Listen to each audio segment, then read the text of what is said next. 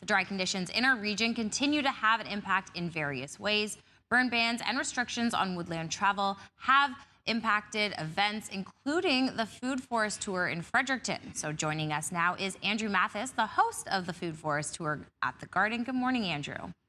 Good morning. How are you? I'm well, thank you. How are you? I'm great. Yeah. Thank you for getting up so early. Now, you are a regenerative design educator and a talented green thumb and gardener. So what kind of work do you do at the garden? Yeah, so I teach regeneration, and we do a whole bunch of workshops and tours around regeneration and food forests. And regeneration is new to most people, but it's about designing systems that meet our human needs while improving the ability of future generations to meet their needs. So instead of just accepting that humans can only cause harm in nature, regeneration focuses on the intersection of human, ecosystem, and planetary health.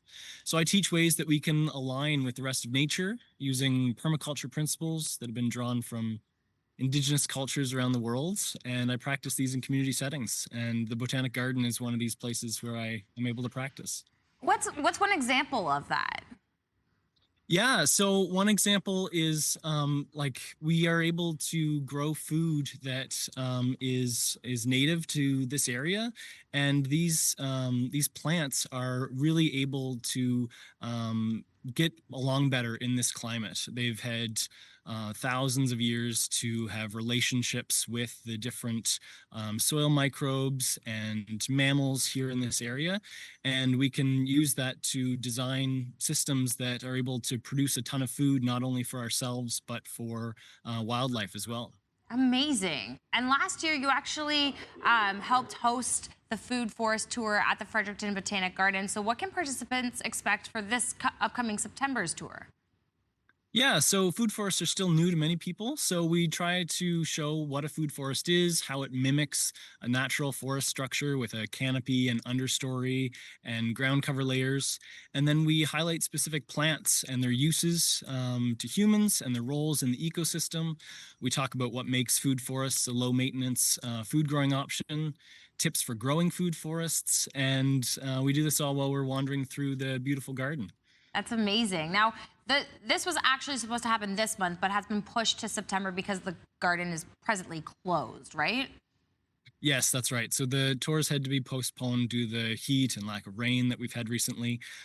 So there's a high risk of fire in the garden itself, and then obviously the wildfires across the province. So we're hoping for some rain, but from the weather there, it doesn't sound like we're going to be getting it anytime soon.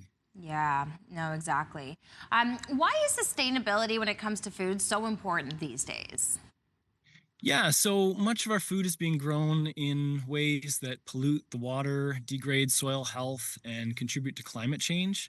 So, sustainable food practices look to reduce these negative impacts, but regenerative agriculture is actually a way of trying to reverse these impacts. We can filter water, we can enrich soil, and sequester carbon dioxide.